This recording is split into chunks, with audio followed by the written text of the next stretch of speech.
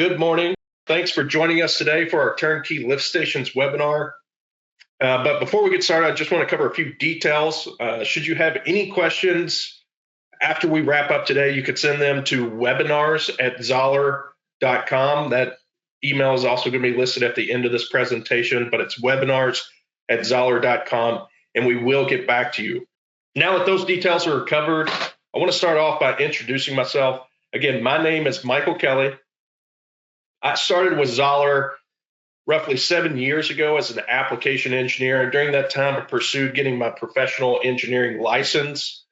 And my role as an application engineer was to work closely with customers, reps, and engineers designing systems around our products or higher level technical issues or troubleshooting for applications such as low pressure sewer, pump sizing, basin sizing, on-site wastewater treatment, really any of those atypical applications that we do that's beyond just the standard residential stuff that we do here at Zoller. Last year, I stepped into a new role of Upper Midwest Regional Sales Manager. So now I'm working with our rep agencies to grow and promote Zoller by identifying customer needs and providing high quality products and service that Zoller is known for. But now that you know a little bit more about me, let's go ahead and jump into today's presentation. And again, today we're talking about turnkey lift stations. So specifically, we're going to walk through the process of sizing and selecting pumps, basins, and controls. And what I mean by a turnkey lift station, this is a total complete package solution. Everything that you need for your wastewater pumping needs. All the contractor really needs to do at this point is dig a hole, set this basin, and then we'll ship out the pumps and controls with that complete package. Again, giving you that turnkey option.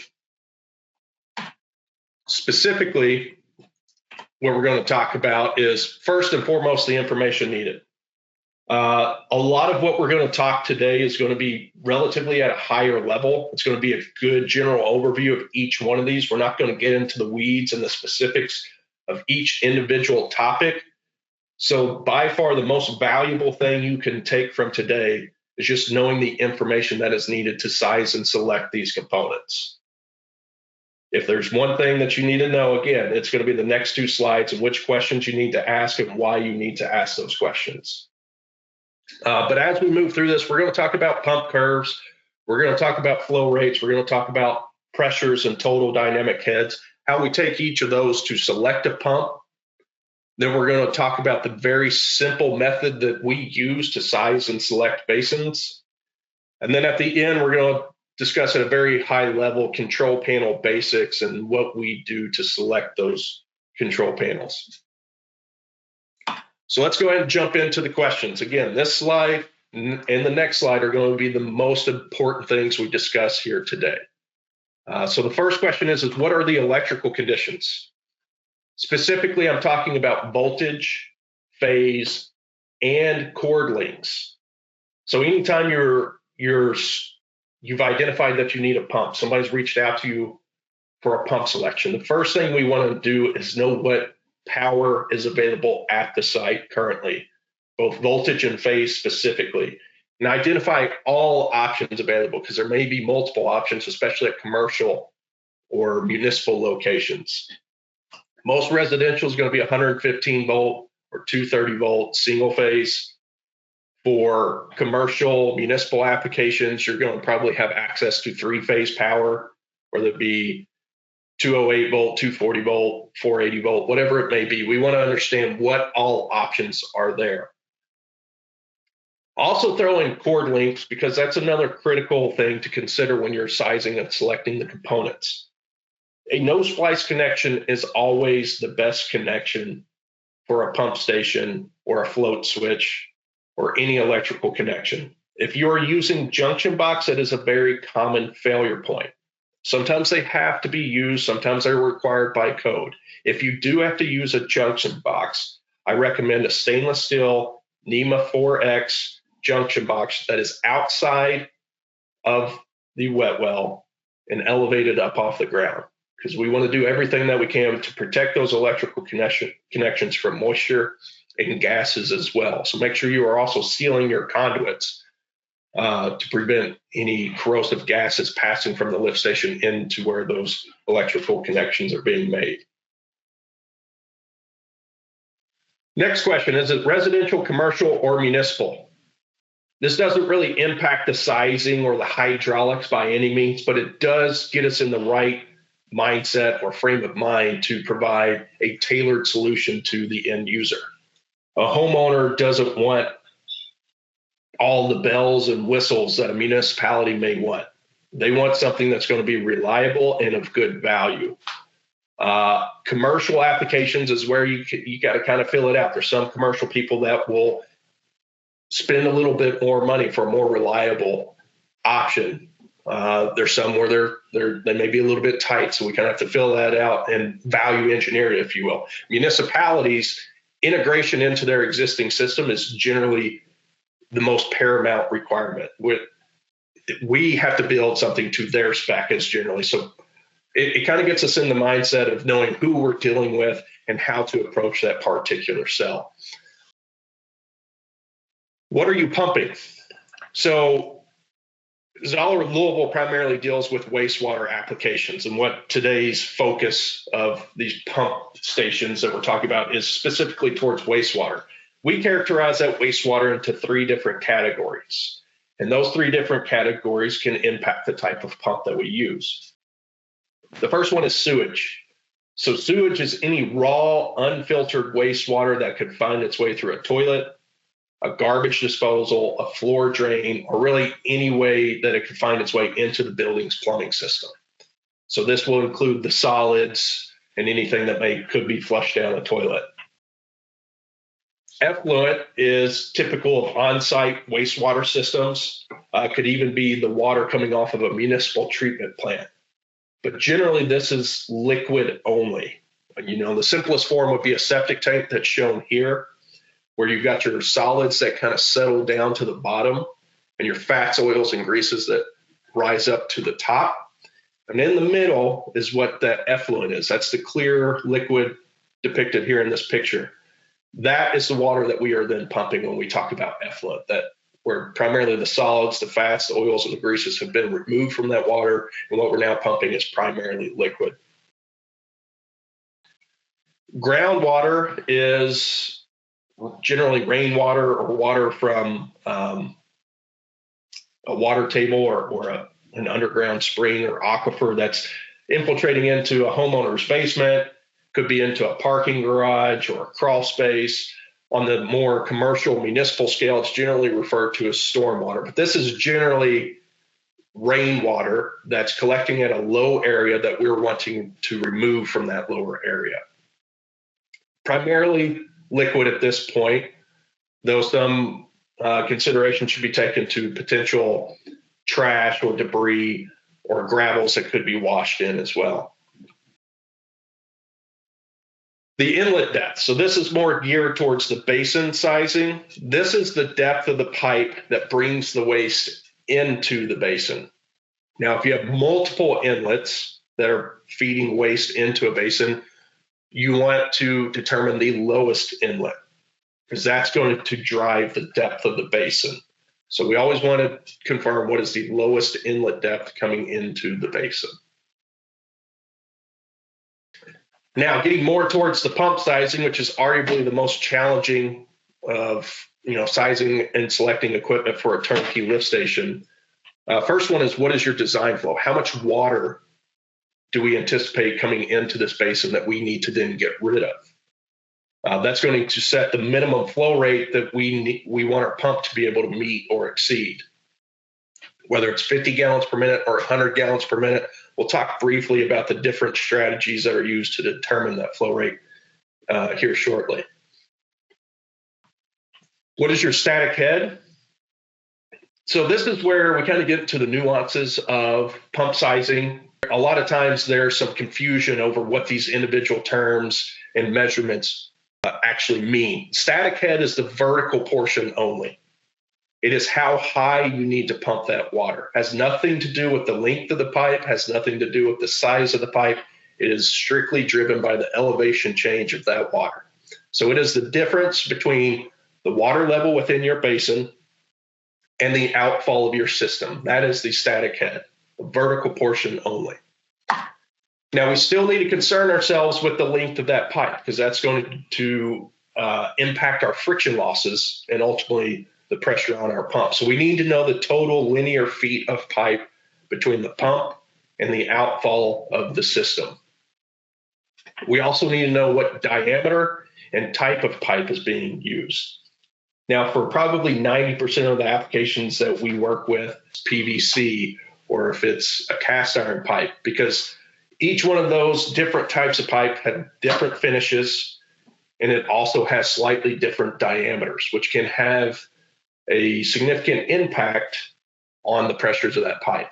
But if you're just pumping from point A to point B, 100, 200 feet for a residential light commercial application, if you just tell us the diameter and whether it's plastic or iron, that's generally enough information for us.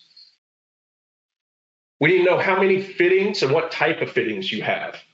So each fitting is ultimately an obstruction to flow that increases the pressure on our pumps. So we need to be able to quantify that. And we start by identifying which type of fittings we have and how many of those fittings we have. And then the last question is probably the most commonly forgotten question, but can be one of the most critical questions, is what are you pumping to? Are we pumping to gravity sewer, which is the general assumption that most people make if they don't ask this question? There's really no additional requirements if we're pumping to gravity sewer. But where you could get trouble is if you end up pumping to a septic tank or a pressurized system.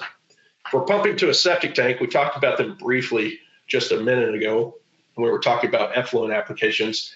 The purpose of a septic tank is to separate the solids, the fats, the oils, and greases from the water. If you use a grinder pump, that becomes much more challenging to do. A grinder pump emulsifies those solids. It creates a suspension within those septic tanks. And if you pump ground sewage into a septic tank, you could end up with higher waste strengths on the backside of your septic tank because you're pushing solids through that system that should have been retained. So if you are pumping to a septic tank, I always recommend using a solids handling pump. It is never ideal to pump to a septic tank, but if you have to, try to use a solids handling pump. What's better yet is to put the septic tank where it can be gravity fed from the building and then pump the effluent. Is generally the best recommendation. And to avoid pumping to a septic tank by all means if possible. But we can't always get away from that. So if you do need a pump to a septic tank, use a solids handling pump. Now, if you're pumping to a pressurized system, we need to understand what that pressure is on that system, because now we not only need a pump that has enough pressure to get from point A to point B being that pressurized system, but we need to know how much pressure is on that main so that our pump has enough pressure to not only get to that point, but also inject that water into the pressurized system. If we don't understand that ahead of time, we could potentially be deadheading our pumps and lead to a backup or failure. So to kind of narrow down, as we move through this, we're addressing these questions to narrow down to a single pump, because that's all we manufacture hundreds, if not thousands, of different variations of pumps. And we're just one manufacturer. So how do we narrow it down to a single individual pump? First, we're going to start with pump styles, because these pump styles are used in different applications. So some pumps are minimal solids handling. They can be used in automatic or non-automatic form. Automatic meaning it has a float switch built into the pump, to where if I plug this into the wall, it's going to be able to turn itself on and off automatically. Non-automatic will require some sort of external pump switch or a control panel to be able to turn that pump on and off. But some pumps are generally used for your residential, light commercial dewatering applications. They don't need to handle a lot of solids because we're dewatering, we're moving water, we're not moving solids. Sewage pumps are going to be used in sewage applications where we have solids present. So to be considered a sewage pump, a solids handling pump, it needs to be able to pass a 2-inch spherical solid or larger. So these pumps are built with a large amount of capacity within the intake, the volume, and the discharge, to where a 2-inch solid or larger could pass free and unobstructed through this pump. These can also be used in automatic or non-automatic versions. Grinder pumps are a derivative of sewage pumps. So these are still used in sewage applications and really should only be used in sewage applications. But how they differ from sewage pumps is they don't pass the solids whole and intact. Instead, they actually have a cutting mechanism on the intake of the pump, which you can see here on the bottom view of this pump.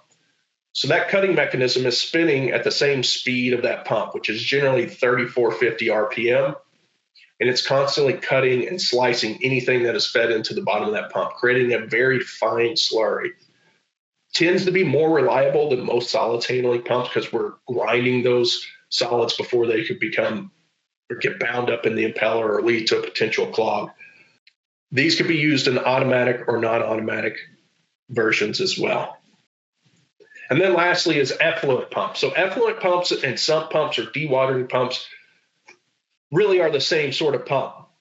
The primary difference with when you're dealing with effluent and septic applications is you want to use non-automatic pumps only.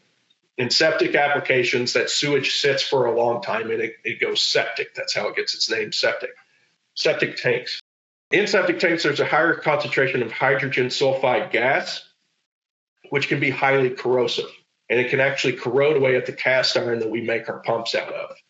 So to solve that problem, we need to set the off point above the top of the pump. And that is done with non-automatic pumps using an external pump switch or piggyback float switch or a control panel where we can use the on-off switch and set it above the top of that pump so it will not be exposed to those gases and remain fully submerged at all times. So now we're moving to pump performance curve. So maybe we've identified a flow rate and a pressure. How do we differentiate between the pumps as to what's going to be acceptable? What is going to perform the way that we need it to perform?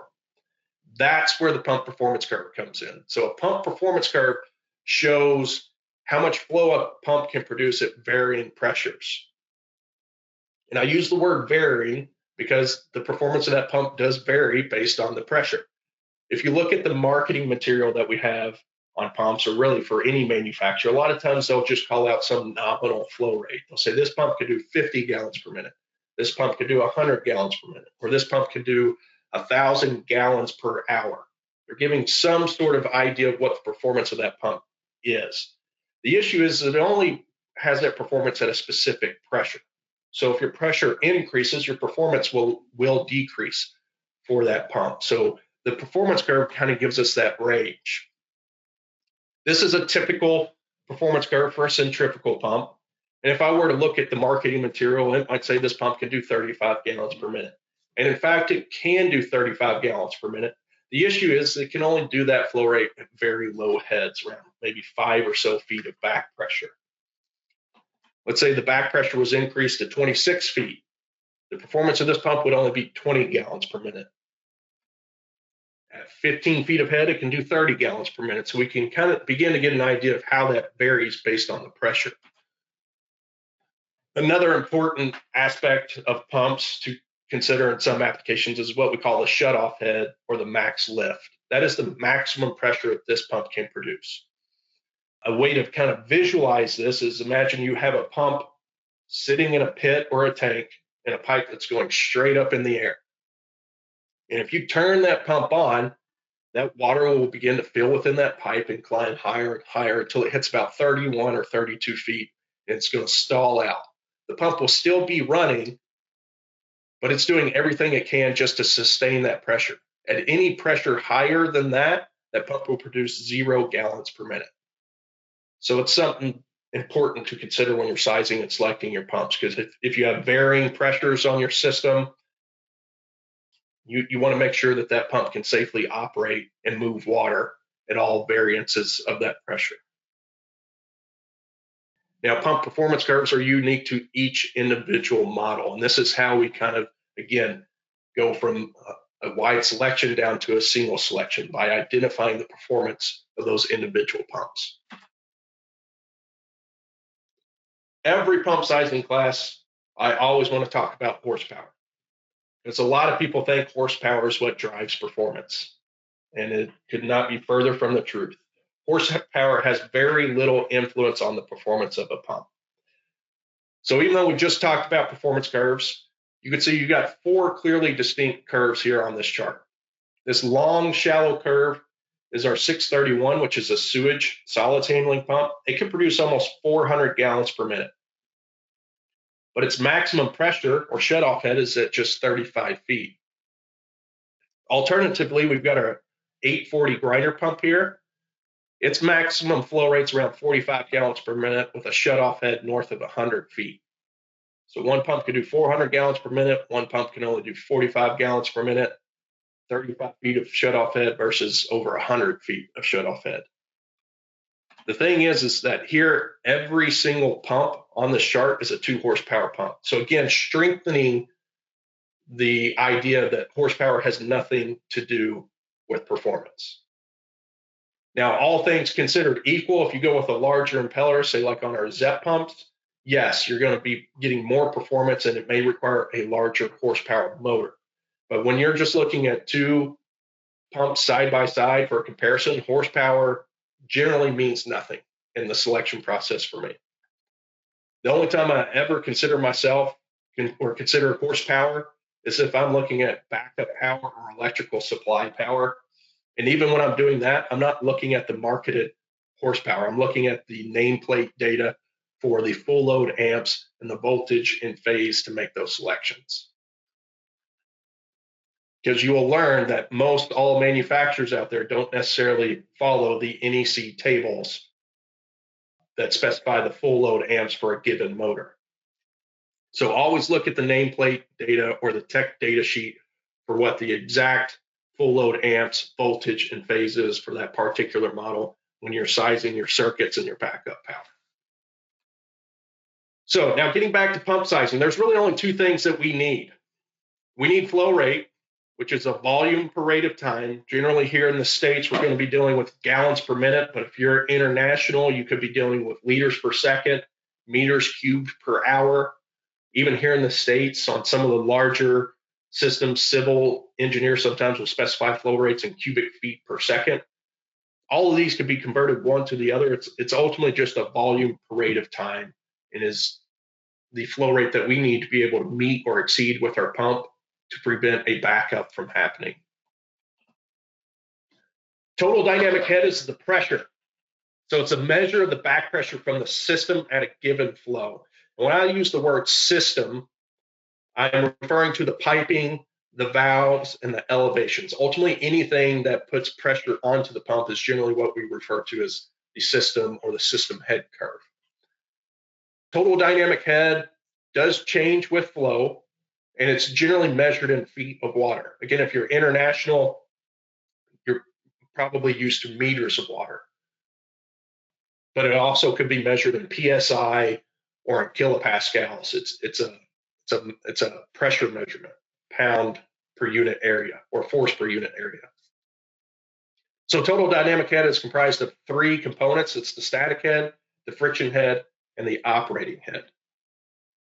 You get both of these, the flow and total dynamic head, you have what's called the design point. And with a design point, we can make a pump selection. Now, when we're talking about flow rate, we sometimes get the question, how do you determine that flow rate? And it goes back to the type of water that we're pumping. For sewage applications, the most commonly used method is called the fixture unit method. That's where I'm looking at the total number of fixtures within a building that produce water that's ultimately going to flow into my sewer or that I'm going to ultimately need to pump. So I identify all the fixtures and I come up with some theoretical worst case scenario of what that flow rate I will need to be able to meet or exceed to prevent a backup. Very commonly used, it's best for residential and light commercial applications. As you go to large commercial or municipal applications, the fixture unit method becomes overly conservative. And that's where I push people to go towards the population method. Ultimately, for large commercial or municipal, I always default to whatever local codes and regulations require, but most of them revolve around some method of the population method with some minor differences maybe from city to city. What the population method is it looks at the total population. And the population isn't always just people. It could be for a commercial office building, it could be the total number of employees that work there. It could be for a restaurant, it could be the number of meals served within a day. For a campsite, it could be the total number of RV spots or the total number of primitive camping spots. The population can vary, but ultimately what we do is we assign a gallon per day value to that unit of population to get a total gallon per day waste value that we anticipate to be produced by whatever this development may be. And then from that, we can back calculate that with a peak factor to come up with our minimum flow rate that we need for our pumps. Effluent applications is commonly driven by the dispersal method. So it's kind of goes against what you would think. You're not really looking at the source, you're looking at what you're pumping to. Because in effluent applications where the flow and pressure is going to be driven many times by the type of system we're using. So if we're pumping to a D box, sometimes D boxes or distribution boxes have some sort of flow restriction. They have some maximum flow rate that you can pump to them. So you want to make sure you stay below that. If you're pumping to a pressurized manifold or a low pressure distribution system, or sometimes called a mound system, the flow and pressure is commonly driven by the orifices and the squirt height on each one of those orifices.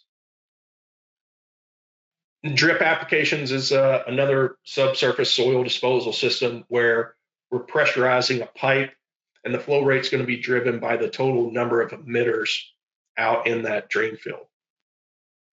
For groundwater or stormwater, kind of depends on the application. For sump, think basement or a crawl space, it's generally based on the total square foot of that basement and the soil type.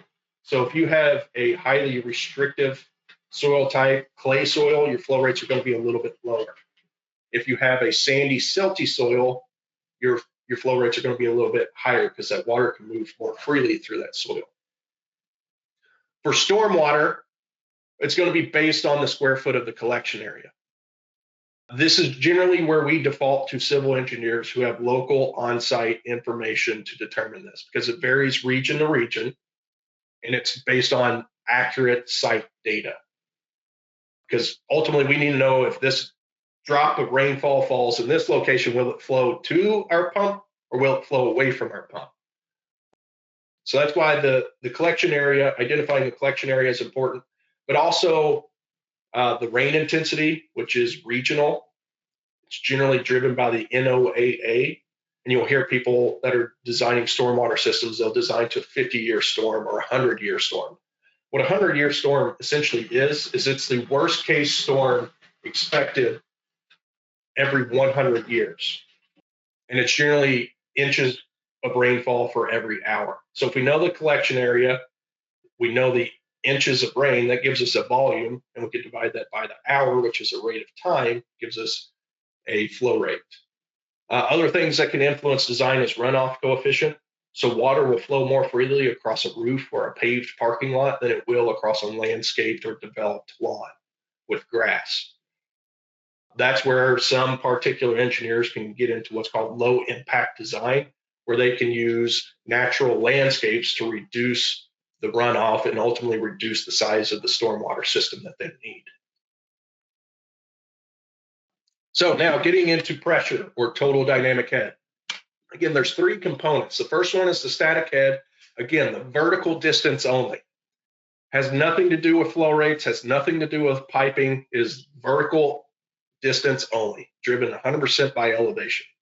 Every additional foot of static head is an additional foot of pressure. So this is a pretty critical measurement when you're talking about total dynamic head, is what that elevation difference is. Friction head is head loss in the system due to friction between the water, pipes, fittings, and valves. So anytime two surfaces are in contact with one another, it creates a force called friction. The same thing exists between water and the walls of the pipe. Things that influence the friction is going to be the diameter of the pipe. The smaller the diameter, the greater the friction loss, because you're essentially restricting that flow area. If you go to a larger diameter, you're giving more area for that water to flow. You're going to reduce your friction loss. The type of pipe, so a smooth walled finish pipe, like plastic pipe, will reduce your friction loss versus something like cast iron pipe, which has a rougher finish. So cast iron would increase your friction losses. The length of the pipe will also influence it. The longer the pipe is, the more contact time between that water and the wall of the pipe, which will increase your friction loss.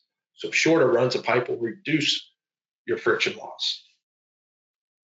And also flow rate. An increase in flow rate, you're trying to force more water through that same area, so your pressures are going to drive up. Lower flow rates will result in lower friction losses. And then lastly is the third piece, which is the operating head. So this is any required pressure at the end of the system. So if you're tying into a force main, or like a residential development that's on a low pressure sewer system, you will have operating head where you tie into that force main. A lot of on-site applications will have operating head requirements. If you're pumping to drip, there's a minimum pressure requirement to get those emitters to emit water properly. Or a low pressure distribution or mound system, you have to hit a minimum squirt height. That squirt height is the distal pressure that you would use in your design calculations. Each one of these, determined individually and added together, will give you your total dynamic head. So your total dynamic head is your static head, plus your friction head, plus your operating head. So to get to our friction head, that's really the only, I guess going back, really the only calculated value here would be your friction head. Static head is going to be a field measurement. We have to rely on somebody in the field to provide us that accurate information. Operating head is generally, if you're tying into a force main, you're going to get that information from the municipality or the engineer who designed that collection system. If it's for an on-site system, that's going to be driven by codes and regulations or the manufacturer of the drip tubing. Friction head is really the only one that we calculate. So that's what we're going to spend the rest of our time talking about pump sizing on. So to calculate friction head, we also have to quantify the losses through the fittings. And the way that we do that is we convert each fitting to an equivalent length of straight pipe. So this sounds confusing, but this chart makes it pretty simple. You've got your various fittings down the left row, your various pipe sizes across the top row. Fittings left column, diameters across the top row. So for example, if we have a 1 1/4 inch check valve, I'll find the 1 1/4 inch diameter, I'll find the fitting check valve, I'll trace those two together, it gives me the value 11.5. So what that tells me is each 1 1/4 inch check valve that I have in my system will result in the same amount of friction loss as 11.5 feet of straight pipe. So I will determine those equivalent lengths for all of the fittings that I have, multiply them by the quantity, and that will give me a total equivalent length of pipe for all of my fittings. I'll add that to my nominal length. So let's say I come up with 60 feet of equivalent fittings, and I have 100 feet that I'm pumping from point A to point B. My total equivalent length in that case would be 160 feet. And I would use that 160 feet to calculate my friction losses. And we do that by using these friction head charts. So these friction head charts are broken down with your flow rates in the left column, your various pipe diameters across the top row. Now this chart has been cut off for clarity. It continues down for higher flows and larger pipe diameters down below. But under each pipe diameter, you've got two columns. You have a loss column. This is going to give us our friction loss factor for every 100 feet of pipe. And it'll also identify the velocity. So we haven't talked about velocity just yet. But anytime we're pumping sewage with solids present, we need to concern ourselves with the velocity. We all know that gravity pipes are designed to keep things moving downhill. They have to maintain a particular slope, and that slope is there to ensure that not only the water, but the solids within that system continue flowing downhill. If you go too steep, you could leave the solids behind and the water rushes around it. If you go too shallow, it could pool up in there. Now, in pump systems, we're generally working against gravity. So how do we ensure that we're pushing those solids further and further down the line? We do that with velocity. So the minimum velocity that we need to hit with each pump cycle to ensure those solids are moving further and further is 2 feet per second. So you'll notice this chart actually has a darker gray area under each diameter, and that starts at 2 feet per second and maxes at 8 feet per second. You want to try to be within this gray area. Too much velocity doesn't necessarily necessitate to go and tear out existing pipe or make these big changes, but higher velocities could lead to higher erosion and premature failures for valves and fittings. So if it's a new design, I encourage you to stay below 8 feet per second and at an absolute minimum 2 feet per second. 3 feet per second is better. We're getting more and more water conservative, but our solids content is increasing with the introduction of wipes, prophylactics, feminine products, other things that people are flushing down their toilets that they shouldn't be. So if anything, we want to make sure that we're moving that water a little bit faster with today's wastewater type. So as an example, getting back to how to determine or calculate your friction loss, let's say I've got 25 gallons per minute and I'm pumping through 1 1/4 inch pipe. I'll first go and check my loss column and I get 7.89. Now it's easiest just to round that number up to 8. So that means for every 100 feet of pipe, we have 8 feet of friction loss. If I'm pumping through 200 feet of total equivalent pipe, that means my friction loss is 16 feet. If I'm pumping through 400 feet, that's 32 feet of friction loss. If I'm pumping through 50 feet, it's only 4 feet of friction loss. So that's how we determine our friction loss. The velocity is also important to check. In this case, we're at 5.36, which is a good number to be at. We're a little bit on the higher side, which is better. We're going to make sure that those pipes stay clean and the solids are moving further down the line, but we're not moving water at an excessive rate to cause any damage to fittings and valves.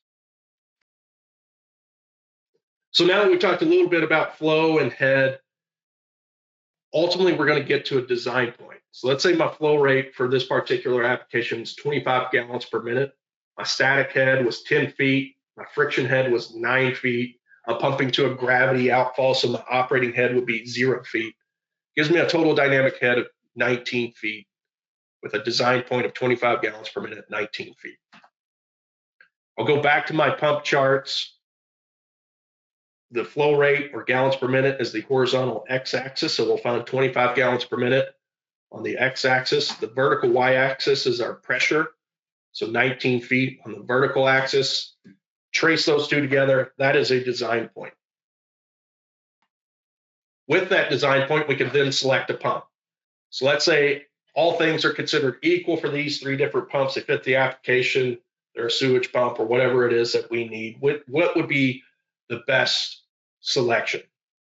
Now, again, if I were to just look at the marketing material, this maroon curve here would probably be stated that it could do 27, 28 gallons per minute. Naturally, I'm thinking, well, that's enough because I only need 25 gallons per minute. The issue with this particular pump is it can't do 25 gallons per minute at 19 feet because it can only operate along its curve here. So it's never going to be able to quite get to 25 gallons per minute.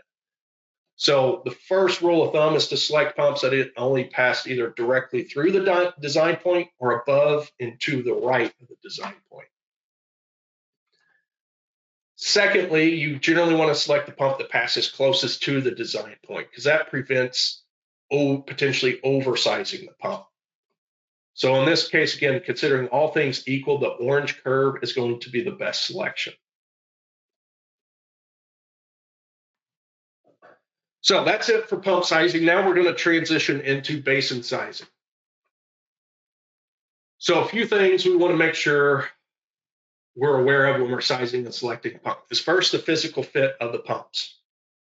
We always want to strive to keep our pumps fully submerged at all times.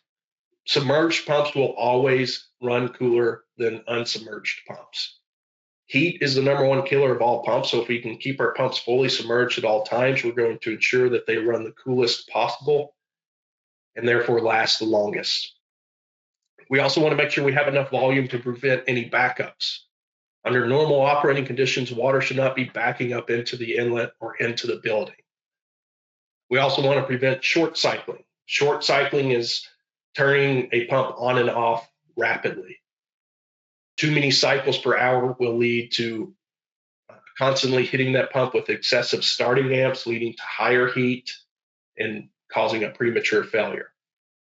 So the general industry standard is to size for 10 cycles per hour or less. So a few key things is pumps are always selected first, because the pumps are going to drive how big that basin needs to be to physically fit them. The height of those pumps is going to drive how much water needs to remain in that basin to keep these pumps submerged. The pumps are going to drive the flow rate, which is going to impact the volume we need to prevent short cycling. So pumps are always selected first prior to the basin. And then what's the end goal? What are we trying to determine here? We're trying to determine the minimum diameter and depth that we need to specify for the basin to ensure the pumps remain fully submerged, to ensure we prevent short cycling, and to ensure we prevent backups. So we're going to look at this cutaway here real quick to kind of give you an overview of the 4 sections I consider when sizing a basin. The first one is minimum diameter. So this is going to take into account a few different things, and we'll get into that shortly. But first, I want to identify the minimum diameter that I need. Next is the minimum liquid level, which is the height of the pumps. Next is the working volume, which is the total usable volume we have within that basin before we have a backup into the inlet pipe. And then also the inlet depth. So this goes back to one of the original questions that we needed to get. What is the inlet depth, or the depth of the pipe bringing wastewater into the basin? So there's a few factors when determining the minimum diameter. One is the pump model. One is the discharge.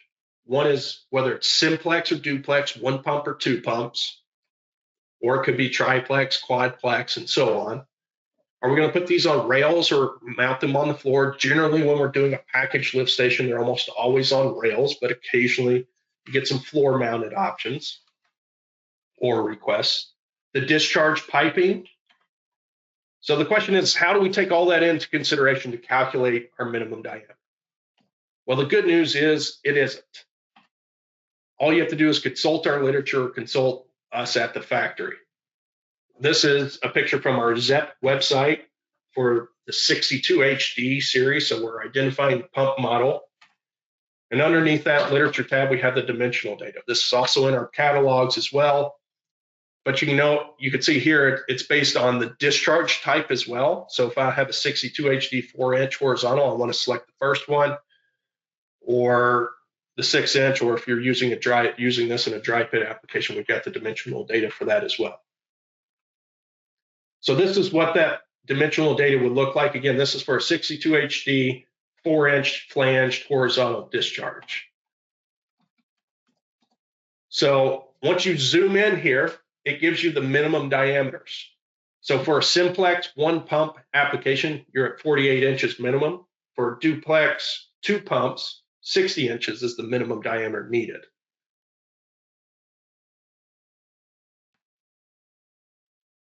Also on this page is the minimum liquid level, because again, the minimum liquid level is there just to keep the pumps fully submerged. So the height of the pump dictates that minimum liquid level. So for our 62 HD solid handling pump, that minimum liquid level is going to be 36 inches or 3 feet.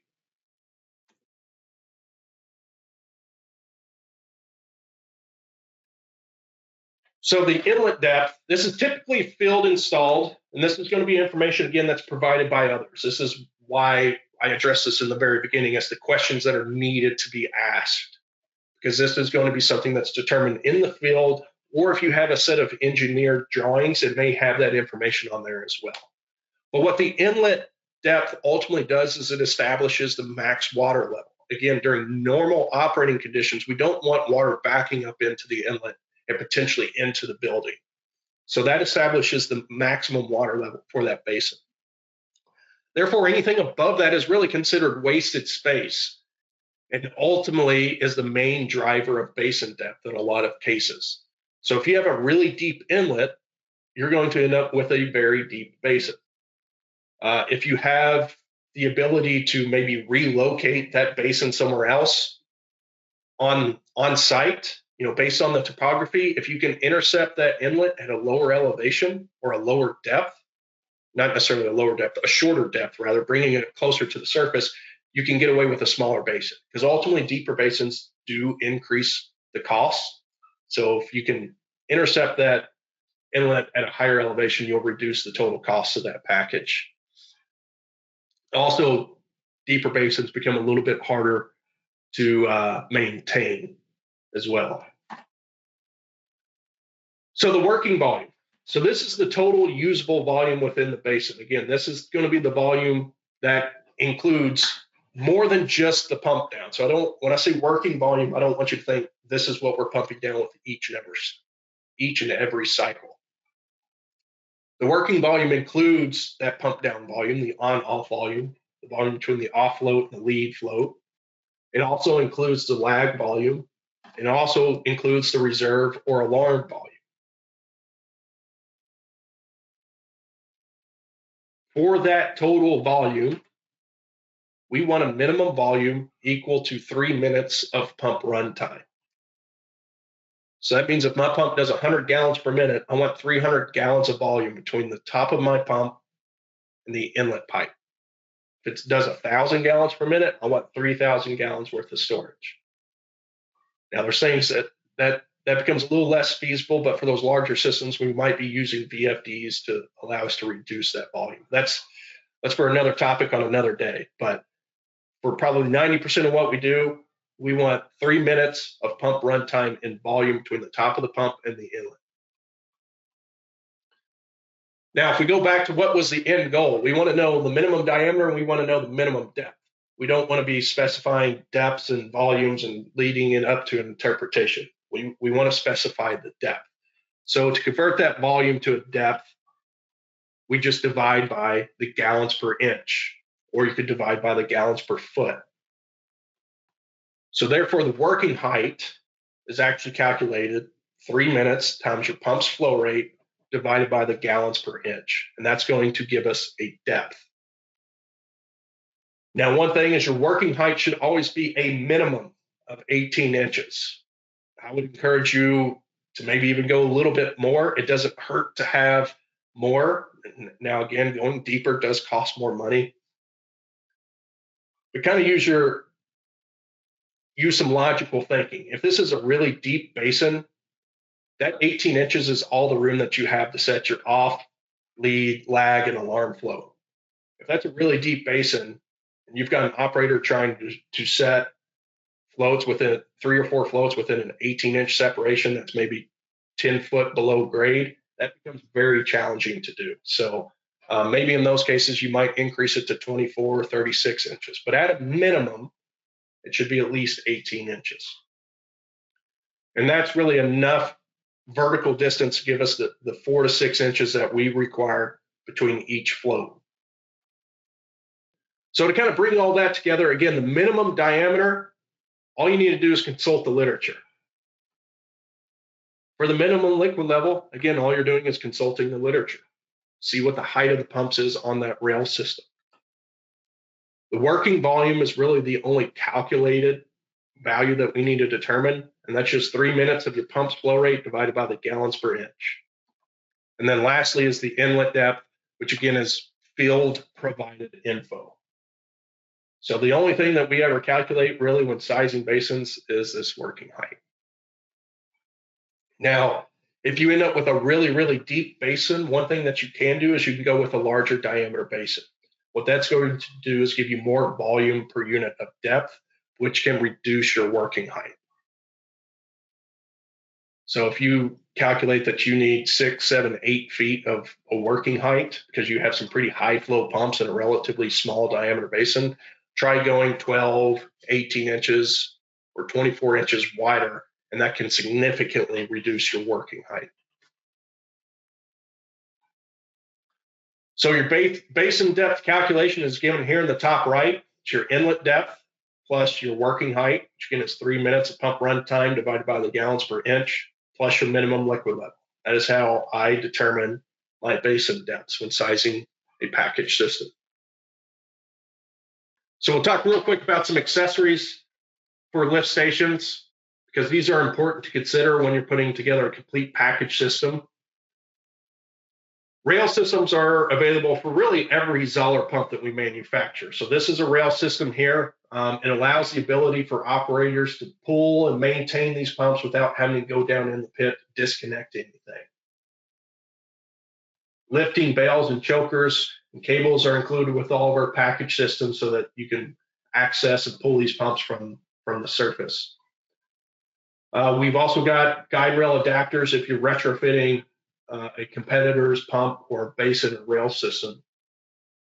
Disconnect fittings shown here can also be used in shallow systems where rails are not needed, but you ultimately need some way to isolate this pump from the system and remove it. Ideally, you don't want to send somebody out there to have to cut pipe to remove a pump. So you want to make sure that you have some form of a disconnect, at a minimum, at least a union within the system to remove a pump, where you can use slide gate assemblies like this here to remove those pumps. Valves. So common types of valves are going to be your check valve, your shut-off valve, bypass valves, air valves. At an absolute minimum, all pump stations should have a check valve and a shut-off valve, whether it's a plug valve or a ball valve. You want to be able to isolate this pump station from the system if needed. You could have a failed check valve, so that shut-off valve provides some redundancy or some backup. Check valve helps prevent impeller backspin, water draining back to the system and potentially lead to a short cycling issue. So check valves and shut-off valves should be used in all applications. And another thing to be sure of is to make sure that the valves are rated for the system pressure.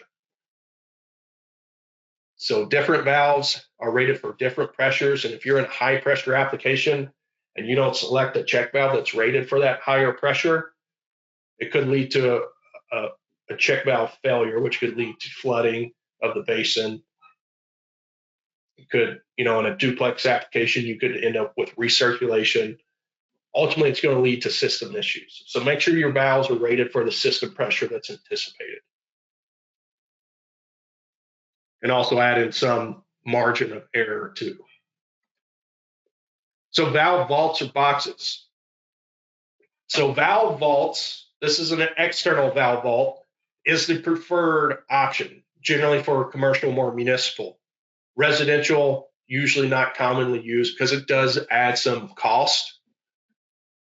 But what it does is it brings the valves up closer to the surface in a separate dry container. This eliminates the need for OSHA confined space permits to get down into the wet well to service those valves. It's a cleaner environment to service and maintain those valves or to use those valves. So it's always the preferred option. It does cost more though. So if you are value engineering, we can place the valves inside of the wet well, or if you have limited space where maybe you don't have the real estate available to put an external valve vault, you can put those valves inside of the lift station. But on commercial municipal applications, it's always preferred to bring those up to the surface in a separate vault. You can see here, this is the wet well here where the pump is housed. It discharges up and over into this valve box. So this here is a duplex system. This is the pump discharge coming into the valve vault. You've got a check valve, a plug valve, and then this is the common discharge then going out. Also in this one, you've got a clean out or a bypass connection here. So this is a plug valve here that would normally be closed, forcing the water out the discharge. But if for whatever reason the pump station's down, you need to get a bypass pump truck, you can hook it up here. You can also put air valves. If you need an air valve at your lift station, you can also place those in the valve vault as well.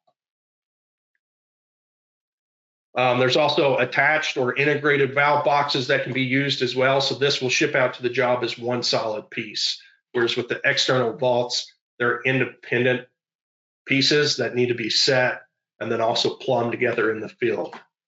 With this, it's kind of already pre-plumbed, dropped in, everything you need. So this ultimately leads to a somewhat simpler installation. So this is a similar setup. It's just that it's connected. You've got your wet well. It comes up and discharges into this separate dry valve vault. You've got a check valve, a plug valve, and you've also got a bypass clean out connection on this one as well. And you can replace this again with an air valve if your lift station is at a high point within the system. Hatches. We've got cast in place hatches. We've got bolt down hatches. We've got traffic rated covers. The one thing about traffic rated covers is we need to know where it's located, what type of vehicle or traffic is present, and the gross weight of those vehicles. Are these passenger vehicles? Are these semi trucks? Is it airplanes, fork trucks? What's kind of the max wheel pressure that we can anticipate on these hatches? The other little thing to keep in mind about traffic rated covers, they cannot be placed directly on top of a fiberglass lift station. So fiberglass is not traffic rated. It can still be used in traffic rated applications. It's just that it needs to be cast into a concrete collar that disperses that load to the surrounding soil and not down onto the basin. A couple of specialty items, anti-siphons, very commonly used on pressure sewer systems. The simplest form is what's shown here, and it's just a check valve in reverse. So when the pump is on, the pressure is going to close that valve and force it up through the discharge. But in the event of a siphon, the pressure drops to negative within this piping system because it's actually sucking the pit dry. So it'll pull that check valve open, allow air to enter the system and break that siphon. Air relief valves are needed in some applications to let air out of the system. So air can collect at high points. And if air is collecting at high points, it's ultimately restricting the area for that water to flow, and it can drive up your system pressures. So being able to bleed that air off is needed to maintain proper system efficiencies. And the way that these work is these will be mounted on the top at the high point. That air will collect at that high point, which will ultimately fill this valve, and it will bleed through a small orifice here. As all the air begins to bleed out, this valve will begin to fill with water, which will raise this float, sealing off that orifice. So it will let the air out, but it won't let the sewage out. So now we're going to transition to control panels. The question is how will it operate?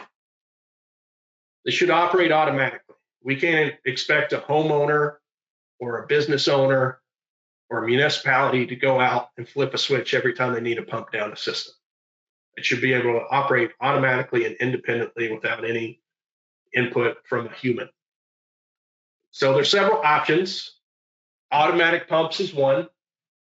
So again, these are pumps that you can plug in to the wall. They've got a float switch built into it that will raise and lower with the water level, and it will turn the pump on and off automatically. Pump switches can be used to turn a non-automatic pump into an automatic pump. So the way that these work is these pumps do not have any integral switch to turn it on and off. So we add these pump switches. The way that these work is the pump switch will actually plug into your outlet or your power source, and your pump will plug into the back of it, similar to like Christmas lights on your Christmas tree.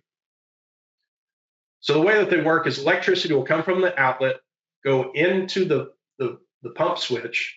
It'll actually flow down all the way into the pump switch and then back up to the pump plug, which will then power the pump itself. So when the switch is hanging in the down position, there's electrical contactors inside of there that are open. When they're open, it breaks the flow of electricity, which will then remove power from the pump and prevent it from operating. When the water rises, that float switch comes up, closes those contacts, allowing electricity to flow through that switch and into the pump, turning the pump on. Now, one thing to keep in mind with pump switches, since it carries the full load of that pump switch needs to be rated for the voltage, phase, and the amp draw for that pump.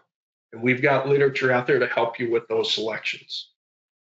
But you need to know if you have 115 volt or 230 volt, and up to how many full load amps that that pump will pull.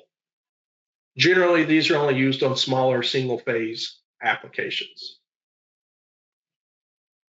Both of these, whether you're using an automatic pump or a pump switch, should include an alarm, because these switches only control the operation of the pump, turning it on and off. In the event that it fails or something else happens and the water continues to rise, you need something there to alert the homeowner or business owner, whoever maintains that system, that there is a problem.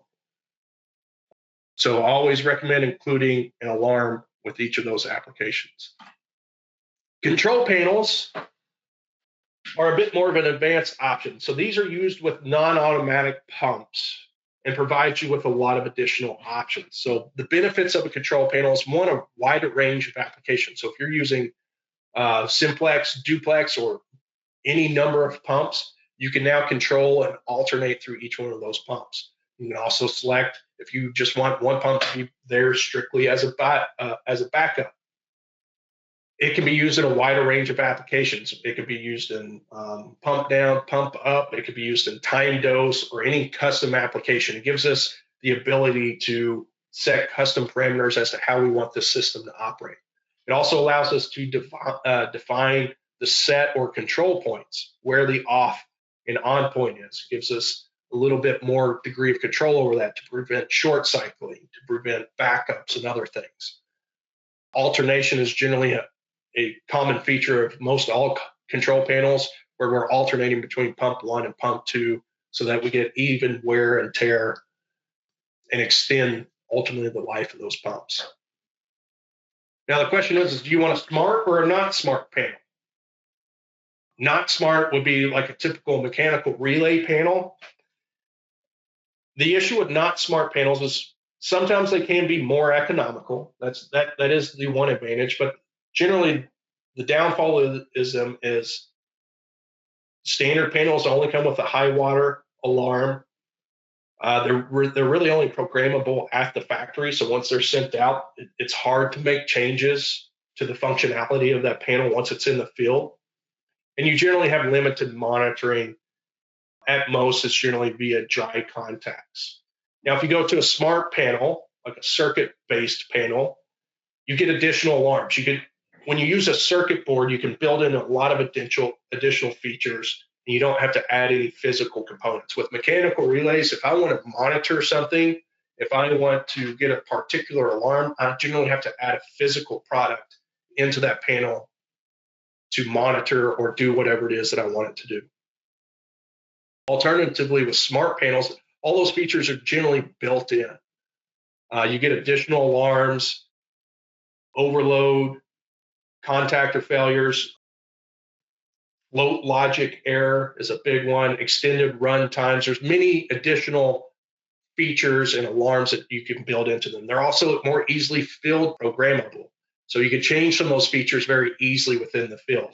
It also increases your data collection and your monitoring, because we can monitor more things now. And we can also connect that system to the cloud to monitor it remotely as well. With all those features, I would say the number one feature that we have in our smart panels that we call our pivot panels is going to be the float logic.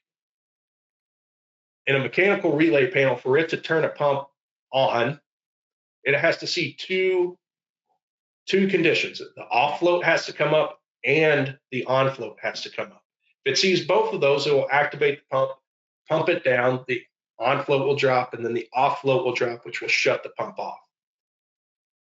Your off float is the one float that is most commonly submerged and actuated. It's generally the first float to fail or potentially get hung up. Let's say that float has failed, the water is rising, the panel doesn't get that signal from the off float. Water continues to rise, hits the on float. Question is what happens? Well, nothing happens, because again, typical mechanical relay panels have to see a signal from both the off float and the on float to activate that pump. If it misses one or the other, your pump station is dead in the water. No pun intended, but it's not going to move any water. Alternatively, with smart panels, we can kind of monitor the floats and the way that they come up. So, for instance, with our smart panel, same exact scenario, the offload is either stuck in the down position or it's failed. It's not sending a signal to the panel. The water continues to rise as it hits the onflow. So with our smart panel, there's a few things that will happen. One, it's going to activate the pump. And second, it's going to activate the alarm. And it's going to tell you that there's a float logic error. So then whoever that maintenance person is will be able to go out and see that I've got something wrong with my floats. It will actually highlight which float it's having, it assumes to have an error with. So the off float in this case would be flashing red within the panel. So one, you could be more proactive in fixing that, but you're also running your pump. So you're maintaining operation. So while that on float is up, that pump will continue to run until that off float, or the on float rather, drops. And then it'll run that pump for an extra 10 seconds to kind of pump it down a little bit more and prevent short cycling of that system.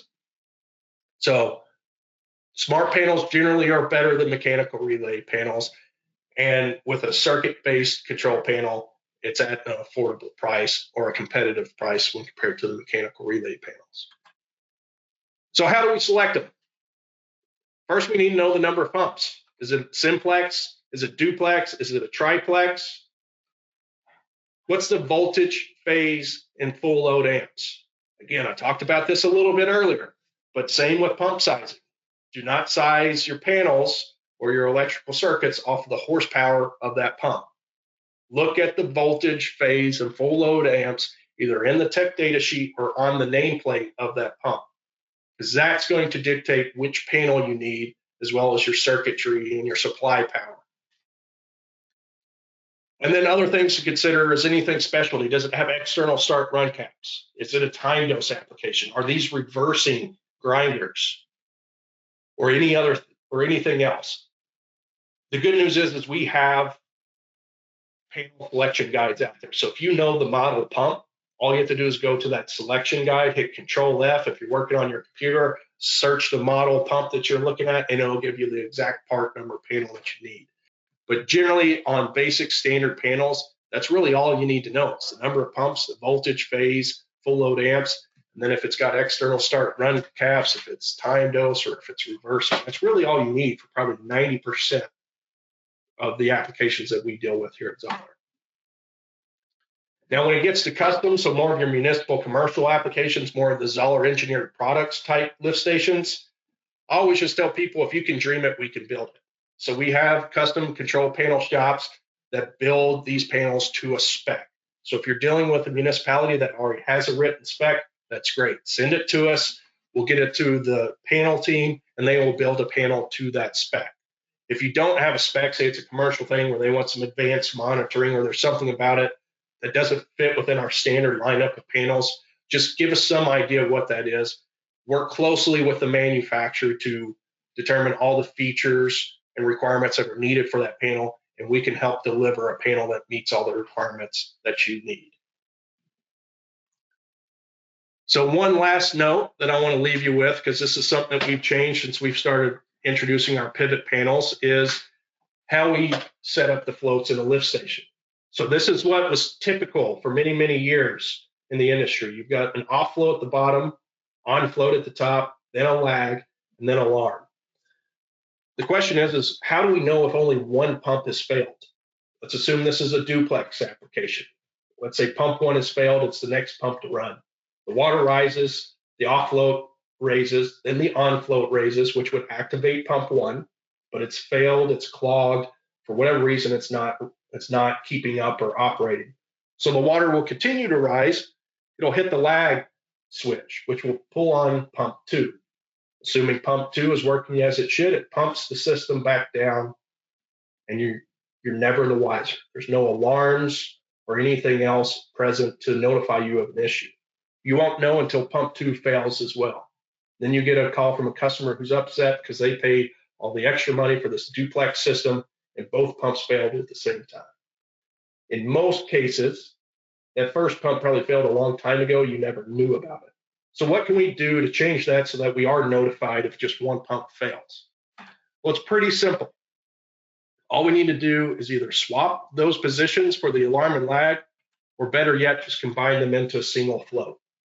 So same scenario, pump 1 has failed, off float rises, on float rises, pump 1's called to run, nothing happens, water continues to rise, and then it trips the lag and alarm flow. It's going to pull in the second pump, pump down the station, and it's going to send you a high water alarm notifying you that there's an issue. And now we can be more proactive to replace or repair or fix that failed pump. So with that, I'm going to wrap it up. And this concludes the presentation portion of our webinar. So we've uploaded some handouts regarding the information presented here today. So make sure that you download those. Those are going to help you understand the products that we offer and also help you with sizing and selecting your own stations. I hope you found the information valuable. Again, should you think you might have any lingering questions, again, please send them our way through our webinars email. Webinars@zoller.com should be on your screen right now. And with that, we'll wrap things up. Thank you all so much for taking the time to join us today. Have a great rest of your day.